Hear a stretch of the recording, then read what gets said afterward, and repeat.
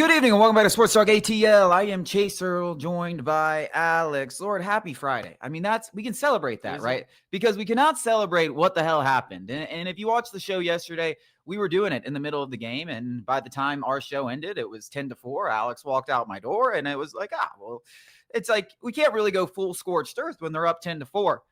And then disaster struck.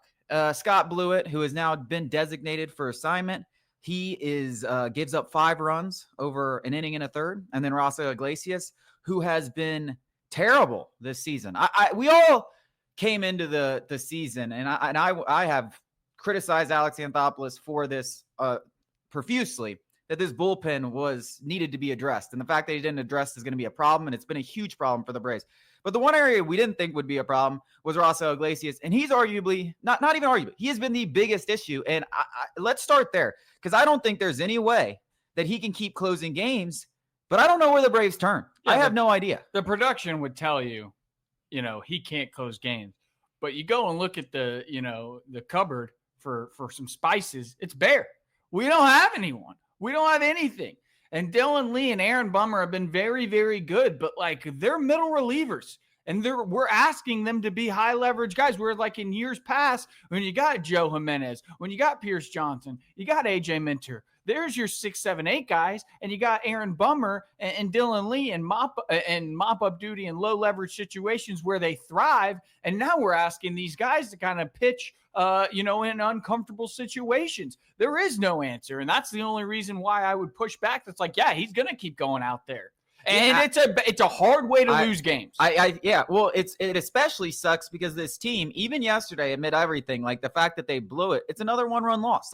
Every game is a 1-run game, and you don't have a guy. We played in the most 1-run games in baseball, and you don't have a guy that can close a 1-run game. And frankly, we don't have anybody who is we don't have a clutch pitching staff. We don't have a clutch lineup. This is a team that screams, and I know people are going to go, the run differential suggests, and yeah, that might be true, except for the fact that 1-run games are pretty indicative of what you're going to do in October. Yeah. That's crunch time. Seriously, let's say the Braves look at the Iglesias situation and they're like, all right, we can't have this anymore.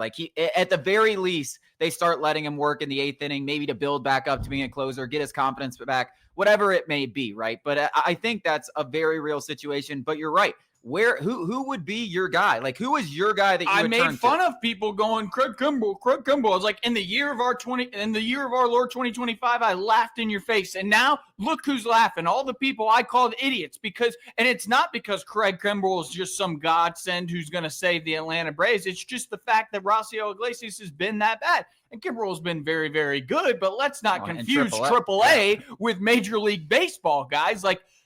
This isn't 2012. This is very, very concerning where the Braves bullpen is at. Yeah, I mean, for nostalgia purposes, cool. When Craig Kimbrell trots out there and you hear his music, that I guarantee you, I imagine will be the same that it was in 2014, which over a decade ago, he was the best closer in baseball. But I laughed at it too. There was never a point where the Braves signed Craig Kimbrell where they were like, yeah, he's going to be closing games for us, especially this early in the season. There was never a point. Frankly, they didn't even know if Craig Kimbrell was going to show enough in the minor leagues that he was going to get called up at any point this season. It probably never crossed Alex Anthopoulos' mind that he could be closing games. But not only, to me, right now, as crazy as it sounds, it may be the best decision because obviously he has the wealth of experience. And I think that's huge in the 9th inning because it's unlike pitching in any other inning, especially when we're going to be in a lot of close games. So you want someone there with some experience. And there was some initial, maybe Dosbel Hernandez could do it. Well, now Dosbel Hernandez is on the IL. He also is walking 7.4 batters. But yeah, that's not an option. So your options are Craig Kimbrell, Pierce Johnson maybe?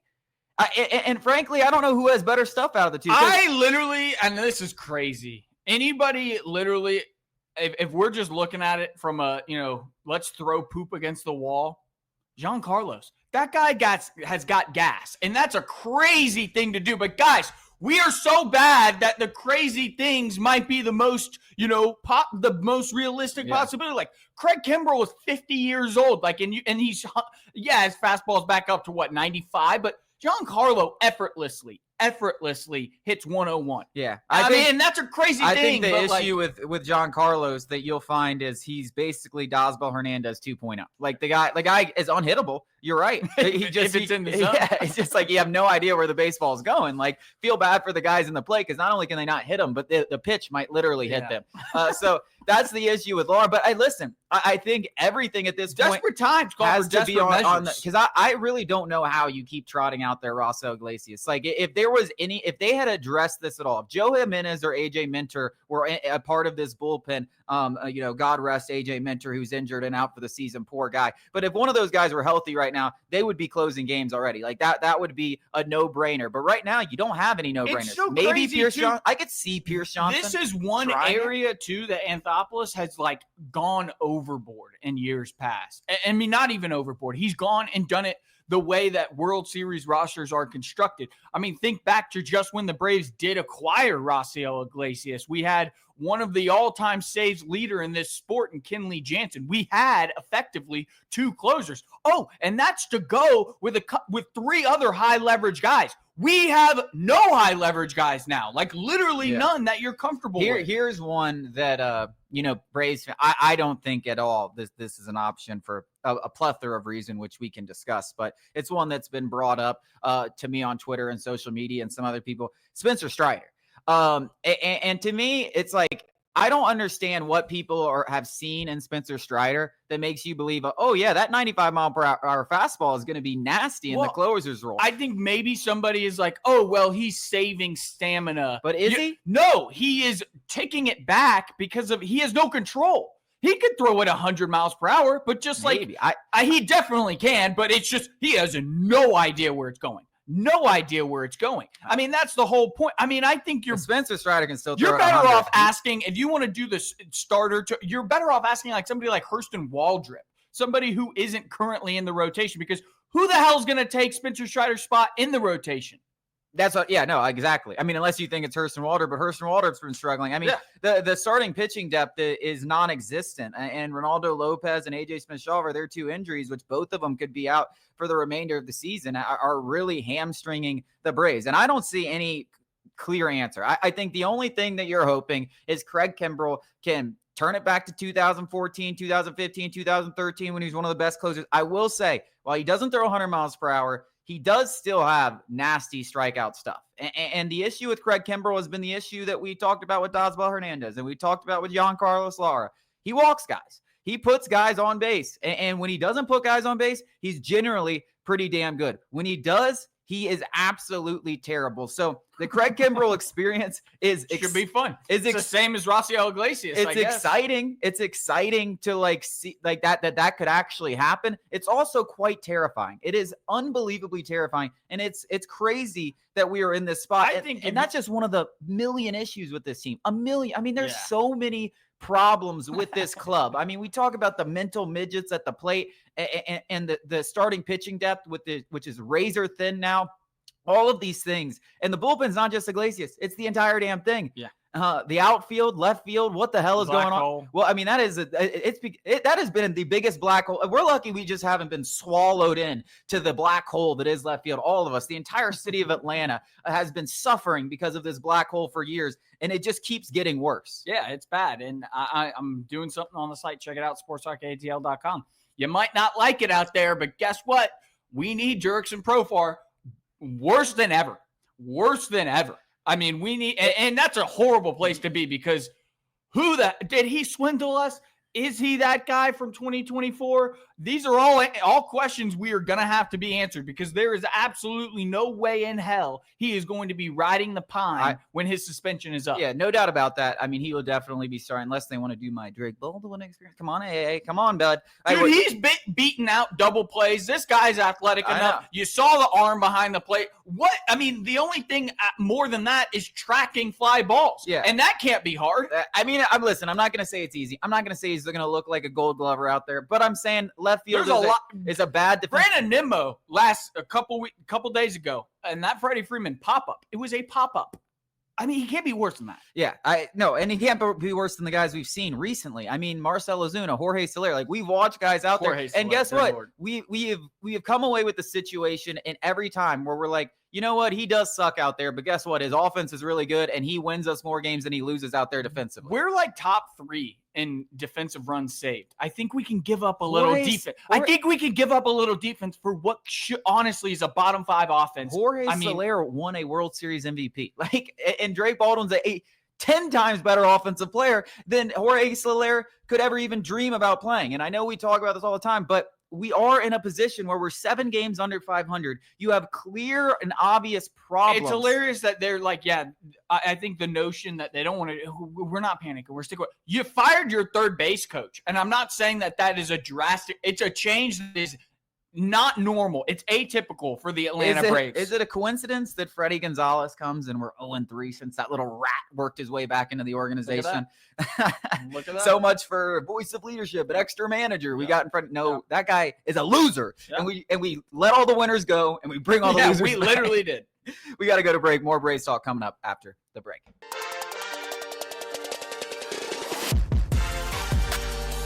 This is a topic we probably have never discussed on this show since we started it a few years back, but could the Atlanta Braves actually be sellers? And I would not do this topic unless I thought there was absolutely a distinct possibility of this happening. But when you look 7 games under 500, you're almost last in the National League. You're only ahead of the Marlins, Rockies. We're closer to the Marlins than the one of the worst. You go watch a Marlins game and you'll actually want to stop, watch, and throw yourself off of a building. We're closer to them than the real guys. We are significant. We're losing grain on the Washington Nationals. There is 8 teams in front of us in the wild card race. Like, the playoffs feel like a long shot. Now, things can change in an instant. There's still 100 games left. If I were going to bet on whether this team would sell, I'd put it still at about 5 to 10%, because I think if there's any remote possibility this team can go on a run because of what happened in 2021, that obviously gives the Braves hope, gives Alex Anthopoulos hope. And then I also think there's a notion where, even though this team, they're not going through a rebuild, they're not going to move like Ronald Acuna Jr. Like I saw. I don't know. I saw some idiots suggest. They're not going to do that. Like, they're going to try to remain competitive and maybe retool. And do you really? It's kind of like football when people talk about tanking. Like, do you really want to send a message to your team, these guys that you're expecting to compete year after year after year, that we're going to punt on the season just because we're 8 games back? I mean, this is a publicly traded company, guys. Yeah. And revenue during the summer is things would just have to we'd have to go through another couple weeks just like this, where we're 3 in our last 13, 3 and 10 in our last 13. I mean, the Rockies have more wins than us over the last week. We play them this week or next week, and that could be I'm scared. That's a scary series. I'm scared of the worst team maybe in MLB history. Yeah. So but what I'm saying is, but let's go back. All right. So it happens. Let's say we do end up selling. What are the pieces that we could sell? I think the first thing that you come up with is Marcell Ozuna, because he's in the last year of his deal. He has been one of the best players offense in baseball. And I know he's dealing with a torn hip, but as long as he has an 800, 900 OPS, someone will be out there willing to take on his contract and send, a top 20 prospect or something for his services. Yeah. And, it's one of those positions where some people are going to suggest Sean Murphy or Drake Baldwin, but, whichever guy, you don't have catching can slot into that DH role. You can easily go find an average defensive catcher on the street. We got 2 in the minor leagues. Obviously. James McCann could come up easily. Offensively, a nothing, but all you're expecting that guy to do is be an emergency backup. So you can't have Drake Baldwin be that DH for the time being. And I think that's a good experiment, because we're talking about 2025. And we even need to see if that works. Even talking about Ozuna, like, he's 35 years old, and yes, he has been our best hitter for the last 2 seasons. But again, he's $16 million, and in the grand scheme of things, he's been completely worth that contract. Are you really going to re-sign Marcell Ozuna to probably what he's going to garner a multi-year deal, even if you don't think he deserves it and I don't think he deserves it? I mean, he has been and it's not just his power, which has taken a step back, but it's due to the hip tear. The guy leads baseball in walks. He has a 900 OPS. I mean, this guy is going to garner a sizable contract this winter. And if you're the Atlanta Braves, I'm not going to go sink more money into that position when you have a solution that's making $800,000. Use that money to any other area of the team that actually needs it. Yeah, shortstop, left, whatever it is. It wouldn't be too difficult for the Atlanta Braves to, spend less money on that position and still get a guy. Like, obviously you have, if Sean Murphy stays around, which is another guy that's, whether the Braves buy or sell, Sean Murphy will be discussed in trade talks. Now, I don't know if the Braves will actually do it, but you do have to acknowledge the fact that you have Drake Baldwin here, and having Sean Murphy or Drake Baldwin as the DH isn't making the most out of their value. We're not maximizing our assets. Because they're the best, because they're great defensive players as well. So using Drake Baldwin, you want that one of them behind the plate and also playing. That's where you get the most value out of what they bring to the table, because they're great offensively and they're very, very good defensively. So if the right deal comes across for a long term, like if someone was willing to give you the two holes that I look at, shortstop, if there's a potential answer, long-term answer at shortstop, I think you have to consider moving Sean Murphy, and also left field, like a young controllable, like Jarren Duran type player. Like, I know the Red Sox have a catcher. I'm just using him as an example. A guy that's a legitimate stud out in left field and under several years of control. Both of those, I think, have to be considered. But I'm talking about a stud. I'm not talking about Eddie Rosario or some. I'm talking about a legitimate, like 4 or 5 WAR player that you can fit next to Michael Harris and Ronald Acuna Jr. I would put starting pitch, and this is all hypothetical. Well, I would put starting pitching ahead of almost shortstop to a certain degree, because again, if Austin Riley and Matt Olson just got their heads out of their asses, we wouldn't be so annoyed with Nick Allen at the plate. And Mike Harris the same way. Like, if Mike Harris was just, a league average hitter and Ozzie Albies turned it, like, we wouldn't be having these kind of conversations about Nick Allen being such a black hole. And you still do, whether we hate him or he's even going to be that guy, you still got a ton of money tied up into Jerks and Profar and Spencer Strider. Lots of questions there. Yeah. AJ Smith-Shawver not going to be back next year. And I think starting pitching always. That almost goes without saying. Like, that you always need to be stockpiling starting pitchers. Like, even if you have 5, 6. I mean, look how many gets injured. And this is every rotation. It's not just the Braves. Like, the one rotation that stays healthy is the luckiest team in baseball every single season. Like, it just doesn't happen. No. But the most intriguing name that potentially could be moved has to be Chris Sale. And the reason being is because what you could get for Chris Sale. Like, if you're that far out of it, we're just talking about, we need, frontline guys. Yeah. I got just, and think about what it could get. And it would be a ton. I mean, I'm talking about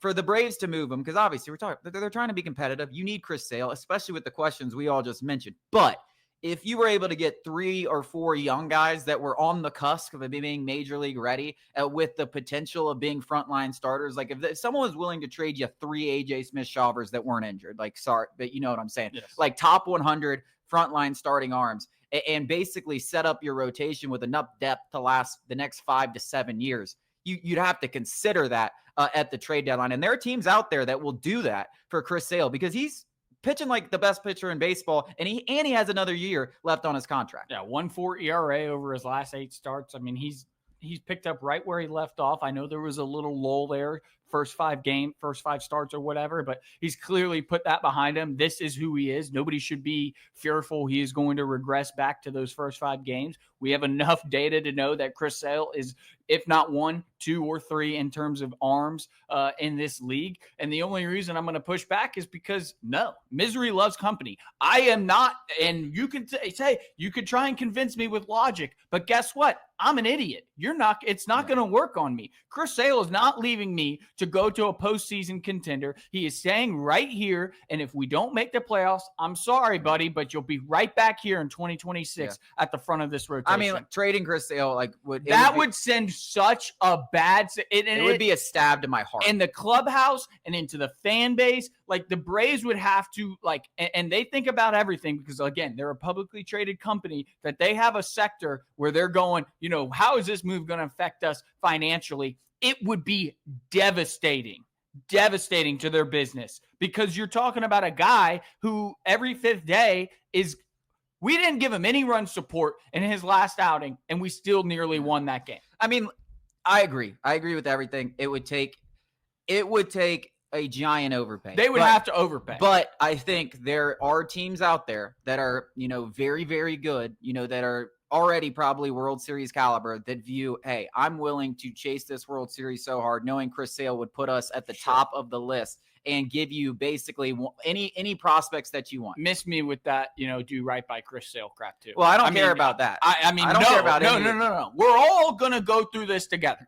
If we're all miserable, if I'm miserable, you're miserable, and if you're miserable, Chris Sale's miserable. I don't care. I only care about the future of the organization, and if someone was offering me Paul Skeens like prospects or a Nationals like they got for Juan Soto or something like that, I'm listening is all I'm saying. Fair. But it would take a huge package that would be a clear overpay by whoever wanted to move him. We got more to talk about after the break.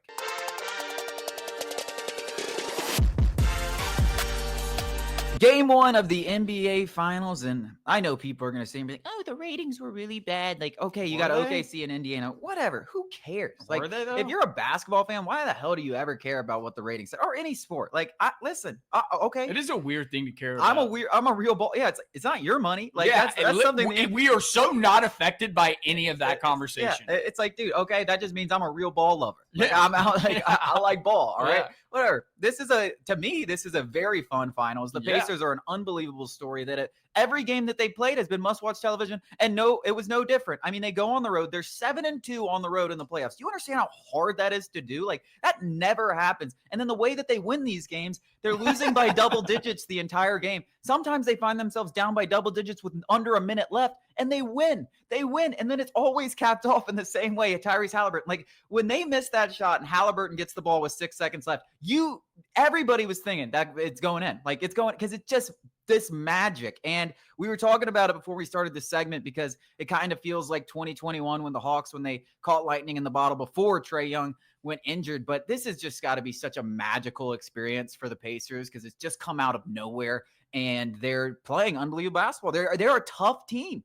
Yeah, I mean, Nimhard, and I'm blanking on the other guy. I got SGA in a straitjacket. I mean, SGA, I know he had a good stat line, but you go and look up his splits about who was guarding him. And I was talking about how, Oklahoma City Thunder's defense is going to be suffocating. But, good offense beats good defense in any sport every single day of the week. And it ended up happening, but you still have to defend a very good offensive team. And they did in the most critical points in the game, even with, and I will say the first half was much worse than the second half. The whistle favoring OKC in the first half was one of the most disgusting displays of officiating I have ever seen. I mean, Indiana is doing all they can, and OKC is literally, every single one of them. SGA is obviously the one who's going to get the most talking point. And if they had won, I would have been more mad about this. But since they lost, it's fine.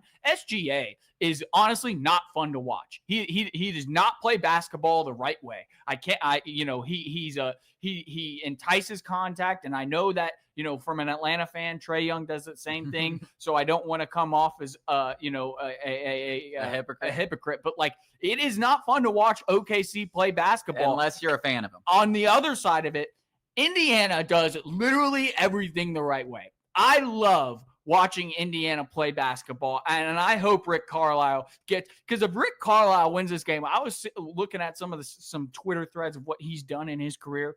He's immediately one of the greatest coaches of all time. I mean, you think about what he did in Dallas. You think about what he's going to do now in Indiana, leading teams that were not expected to be in these positions at all. And it's funny because Rick Carlisle was actually the coach that got fired by the Pistons in 2003, and Larry Brown took over and they won them a championship. So, he was the guy that got replaced, kind of like Tom Thibodeau did recently, where they think another coach. They got far, but not over the hump. Yeah. And then he gets these two teams, one over the hump and one potentially over the hump. He's been unbelievable. I do want to go back to a take we maybe had like 2 years ago on this show, and most of you probably didn't watch it, but Pascal Siakam, is he better than John Collins? Yeah. He is. You know what Pascal Siakam is? Again, none of them are sexy. Yeah. None of you know what Pascal Siakam is? He's like a juiced up forward version of Drew Holiday. Like he just winning basketball in the playoffs, like he plays unbelievable defense. He makes big shots. He's a hustle player. Yeah, he does everything. He is literally Drew Holiday. Yeah. Just a four. He's a 4 Drew Holiday, and it's unbelievable what the Pacers are doing. I love watching them play. I am all aboard. I hope the Pacers go win. Sirs. Yep, yes, sirs. I need them to win this championship. It is fun to watch, and the reason why I think everybody who's outside of Oklahoma City should be rooting for the Pacers is like this team more than likely is never going to get back. They're never going to have this moment again. Whereas like OKC, come on, guys, like they'll probably be back here. Yeah. And I understand.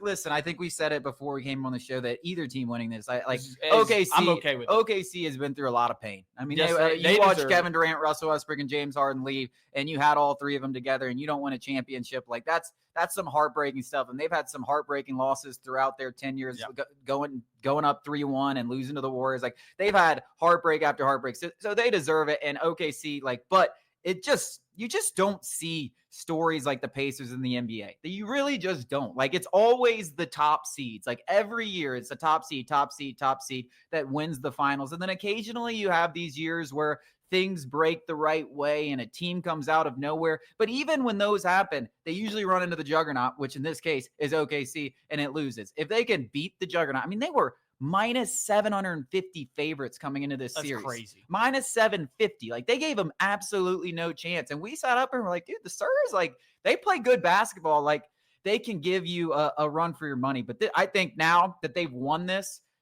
we got a series now. And that's what the best part about it. I think they always believed it. Because you don't get to this point. I mean, this isn't the first time that this has happened. I mean, it happened against the Knicks. It happened against the Cat. Like it's happened multiple series in a row where nobody gave them a shot, whether it was in the series or a game or an individual moment in the game. That like I think that now, and if they didn't believe it, they are full-fledged. Like we can shock the whole world.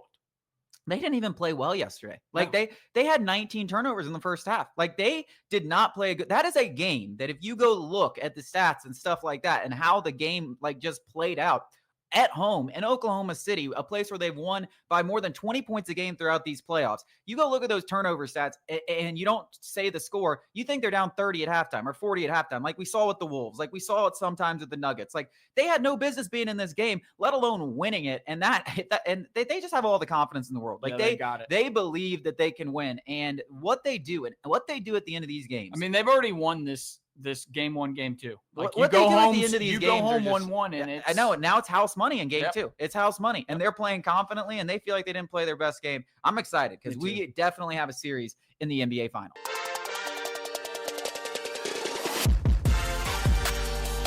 The hopes and dreams of a Kirk Cousins trade went out the window yesterday when it was announced from Tom Pelissero that Aaron Rodgers will be signing in the. All right, listen.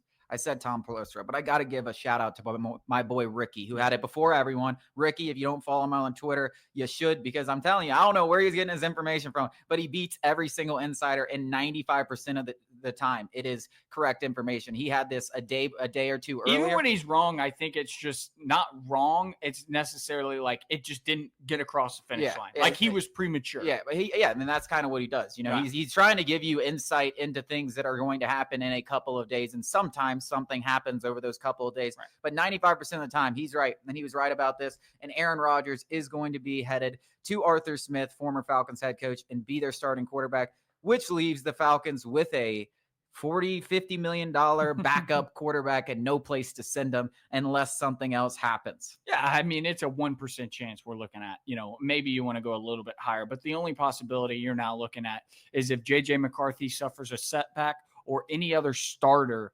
a starter of a contender, and that contender also doesn't have a quality backup, goes down in spring training. And also we're talking about, teams that fit Kirk Cousins. Like Lamar Jackson goes down, right? Ravens aren't calling, statue Kirk Cousins. So like there are a lot of things have to go right for the Falcons to now get rid of Kirk Cousins. All signs pointing to that guy holding a clipboard week 1 when the Buccaneers come to Mercedes-Benz Stadium. And they said we're comfortable with it. And we're about to see, because next week is mandatory minicamp, meaning there will be fines. He will be missing money. And if there's one thing we know about Kirk Cousins, he will be there if it's costing him money. Yeah, there's absolutely no doubt that he'll be here in Kirk Cousins. Hey, Alex, there's not a lot of times, there's not a lot of teams that can say they have the best something. Like, only one team has the best quarterback. Only one team has the best the wide receiver. Only one team has the best right tackle. I don't think the Falcons have the best anything, but they do now. They have the best backup quarterback in all of football. So clap it up for Terry Fontenot. It only costs $50 million.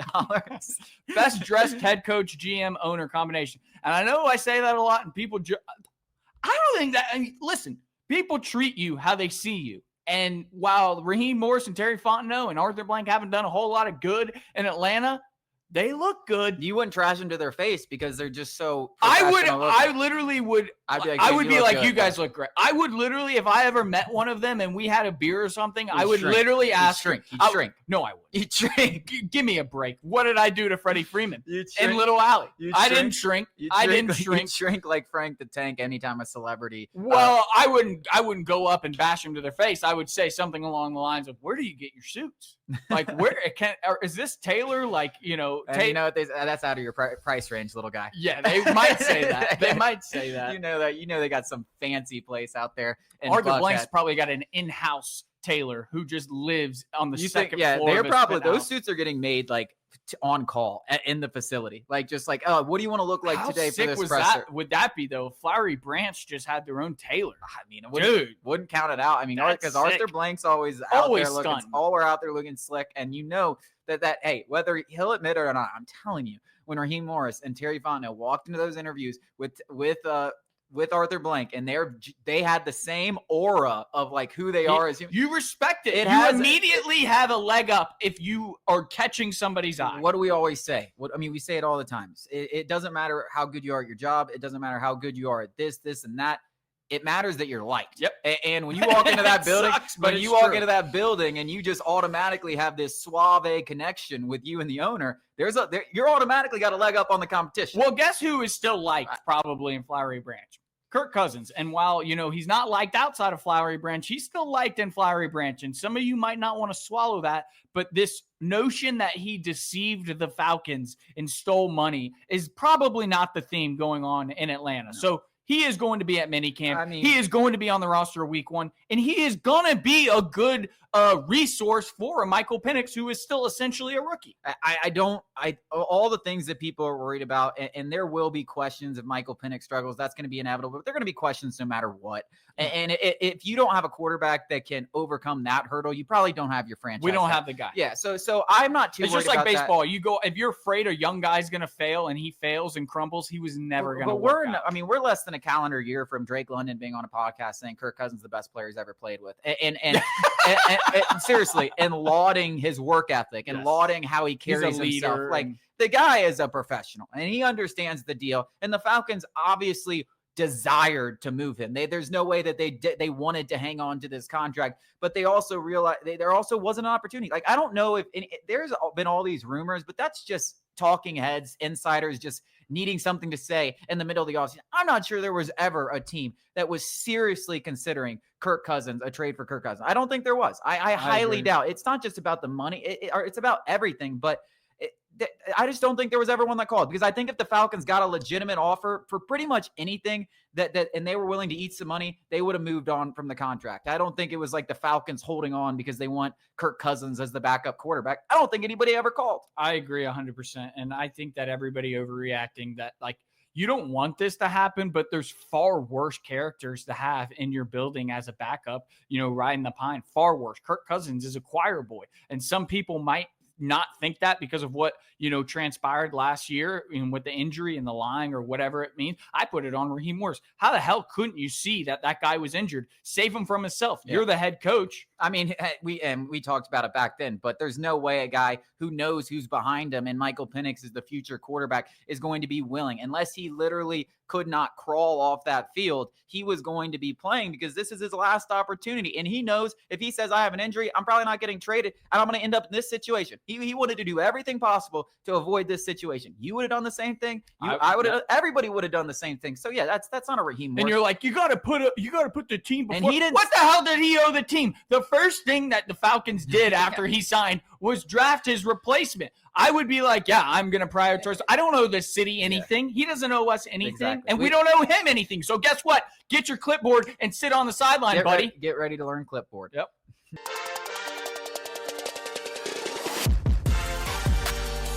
Just what you want to hear when you blow a 6-run lead. You get swept at home. You fall further in. It's like, hey, we got to hop on a 6-hour plane ride to San Francisco and go play at 10 o'clock at night this weekend. How do you guys feel about that? That was a miserable plane ride, but they deserve it. Oh, yeah. Sulk in it. Do you see a scenario where this Braves team, can they swallow what happened this weekend, which it wasn't just about the 6 inning. I mean, the game before was just as brutal. They just didn't blow a 6-run lead. All of them. Yeah. All of them.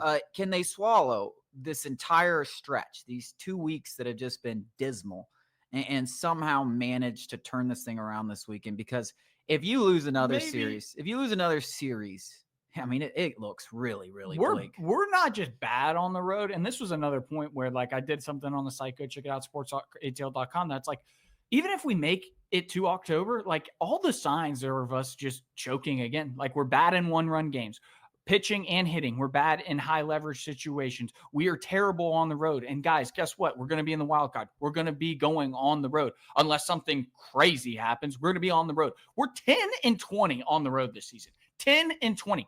That's awful. And not a lot of clubs are even above 500, let alone like floating at 500 on the road. But 10-20 is absolutely brutal. And San Fran is not an easy place to play. So, but especially when you're traveling, no off day, traveling across the country. We got Schwelle on the mound. We got our 4th starter and Bryce Elder. Yes, 4th starter. Strider's our 5th starter. I'm just kidding a little bit, kind of. So I think, to a certain degree, I think there could be a galvanizing moment. And the galvanizing moment isn't Zuna. It's not Wiley Ballard. It's not Wiley Ballard hitting on that girl in Toronto or wherever it was. One of the best moments of the season. You know what it is? It's going to be Braves country turning on the players. And the players look around and go, we have nobody else but ourselves. We look at each other. We got to pull ourselves up by the bootstraps. Our own fans have turned on us. Let's give them something to root for. Maybe that's the moment. Because how many times have you heard the Boo Birds in Truist Park for an entire team? Yes, we heard them for Mizuna, but that was almost for off the field issues more so than on the field issues. These Boo Birds are for the entire team. Yeah. I mean, I can't remember a time where I was so frustrated that I was like, I don't care what I'm saying on Twitter. I'm just going to say it. Like, screw these guys. I mean, I genuinely try to keep it, unless I got some beers in me, then anything could come out. But like when I am a sober thinking human being, like I genuinely try to like say, it's a long season. Like it's all right. Like let all these guys complain. It's funny watching, but I hopped right in. I dove right in. And I said, like, this is the worst Braves team ever. And I love how I got like 60-year-old men being like, you weren't around. And I'm like, dude, I know this isn't the worst baseball team ever, but it feels like it to me right now. Yeah. And this team, don't minimize my pain. And then when you talk about expectations, like this team had the second best odds to win the World Series. And we are 7 games under 500 on the 4th worst record in the National League. Like from an expectation standpoint, this is as bad as it gets. And then you blow, and then the way they lost, like, hey, you can say whatever you want. Dunk on them. Throw it on. They deserve it. They deserve it. They deserve to be booed. And the funny thing is like, I don't think that they would come out and say anything differently. Yeah. I think that they would be like, yeah, we suck. And I know that I know it hurts more than them, but I'm going to express my pain a little differently because I'm allowed to. I'm not getting paid $80 million. Like I have no connection to the Braves. So I'm just going to boo. That's all I can really do. But I'm going to boo loud. Yeah. I'm going to boo loud. Hopefully it turns around. It's going to be a tough series. San Francisco got a damn good team. We got one more segment coming up after the break.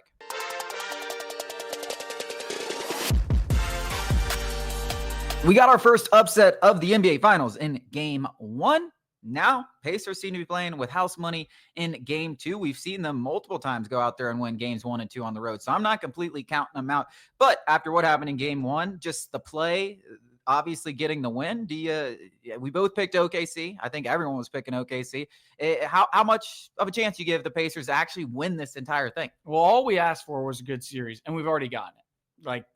We've already gotten it, but I think that you would be foolish. Just like, while the Pacers didn't play good per se, and they still can't, like OKC also didn't play well. Like any other situation, like you said, they are out there. The turnover ratio is like 25-3 or whatever it was. OKC's winning that game by 40. So they're looking at themselves and going, how the hell didn't we just step on their throats? Game 2 is going to be maybe a slaughtering. I will say Pat Bev said this before the series. He talked about how the Pacers are a very tough team to play against and that it will take at Oklahoma City some time to adjust, like maybe a game or two to adjust to the way that they play, the pace, the physicality and stuff like that. And, he definitely patted himself on his back yesterday. But, he said a game or two. If somehow, if they go 1-1, if somehow they go up 2-0 and go back to Oh Indiana. my gosh. This series is not only like a real, obviously the Pacers all of a sudden become a favorite. So this game too is going to be very, very interesting to see if the Pacers can keep that pressure and keep that pace up and really make Oklahoma City uncomfortable in front of their home crowd, because the pressure will be on them if it's close. I might be drinking on a Sunday. And you know how good the Pacers are when it's close. Like they live there. They live there. So if when they're down 15, they're right where they want to be. That wraps up our show. Thank you guys so much for joining us. We'll be back with you on Monday.